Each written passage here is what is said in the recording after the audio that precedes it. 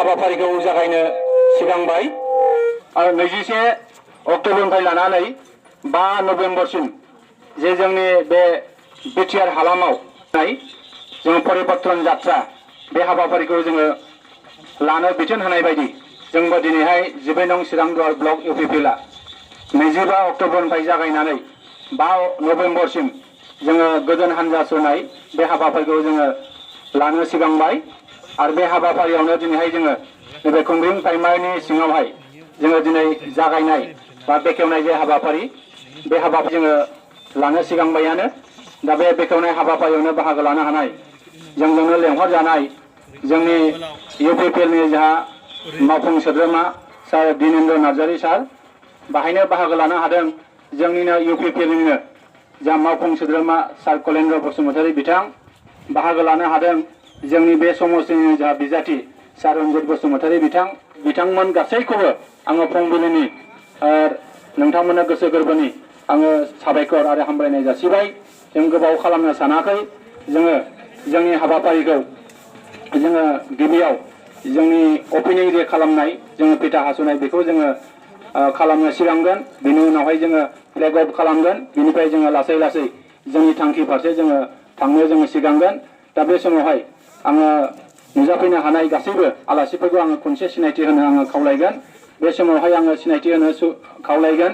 बे दिनैनि खावलायबाय आरो गांसे आर'नाइजों बरायनाय बिथांखौ आं खावलायबाय साबायखर थाबाय आरो बे समावहाय आङो सिनायथि होखानो लुबैयो बिथांखौ बरायनो थाखाय खावलायबाय साबायखर थाबाय आरो बे समावहाय आङो सिनायथि होनो सिगांगोन जोंनि गांसे आर'नाइजों बिथांखौ बरायनो थाखाय खावलायबाय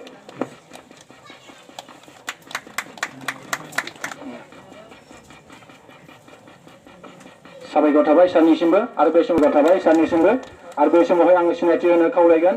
जोंनि 12 नं चिरां दुवार चिरां साबायखर थाबाय जोङो गोबाव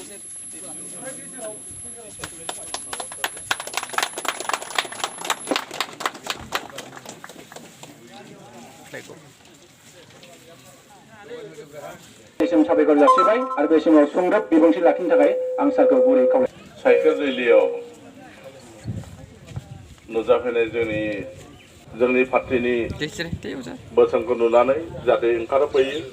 आरो लोब लोब फैनानै फैगौ बिसायख'थियाव गावनि बेसेन गोसा बिबुंथिखौ जाहाथे गोसो गोथारै होयो आं बेखौ गिबियावनो बिथांमोनखौ खावलायनाय थाबाय आरो लोगोसे जोंनि जाय साइकेल रेलि मावफुं हाबायाव बाहागो लादों बिथांमोनखौ जाहाथे बंग'साया मोजां देहा मोजां गोसो गासैबो बिथिङाव सहाय हरनानै साइकेल रेलिखौ जाहाथे मोजाङै जाफुंसार होयो आं बेखौ अबंगसेनाव खावलायनाय थानानै सुंद' बिबुंथिखौ बयनिबो गोथार हामलायनानै बयनिबो गोजोन हास्थायनानै आं बेखिनियावनो दोनथ'नाय जाबाय गोजोन्थों हरबाय बे हानजा सुरनाय हाबाफारियाव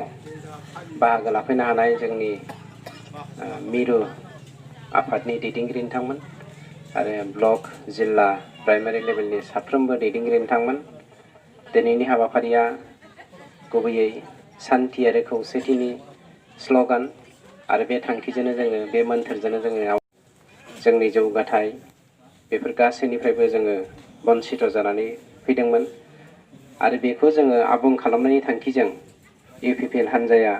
जोंनि समाजाव गासैबो जाथि जनगोष्ठीनि गेजेराव माहारि दाखांनायनि थांखियाव जोंनि मोनथानि बाथ्रा लानानै जोङो जा मिजिंजों दिनै हानजा सुरगोन बे हानजा सुरनायखौ इसोरा जोंखौ आशीर्बाद होथों गाहाम देहा होथों बेफोरबायदि मिजिं थिनानै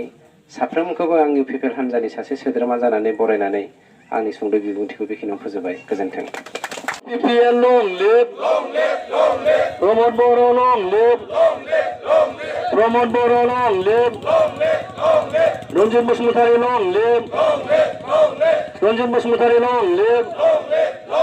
Ranjit Bosumatarí long जोंनि बिजाथि रन्जित बसुमतारी सारा साइकेलखौ सालायनानै बिथाङा जागायगोन आं बे समावहाय सारखौ गुरैयै खावलायबाय दे सालायजेनो खावलायबाय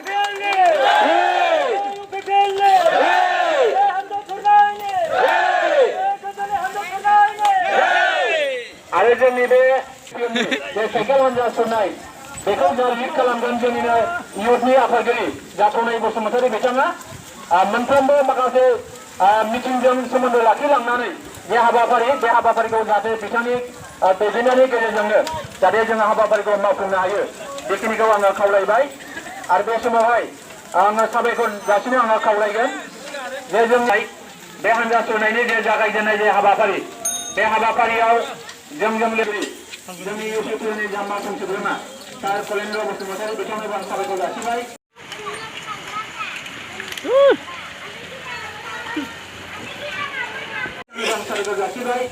आरो जोंनि कुंग्रिं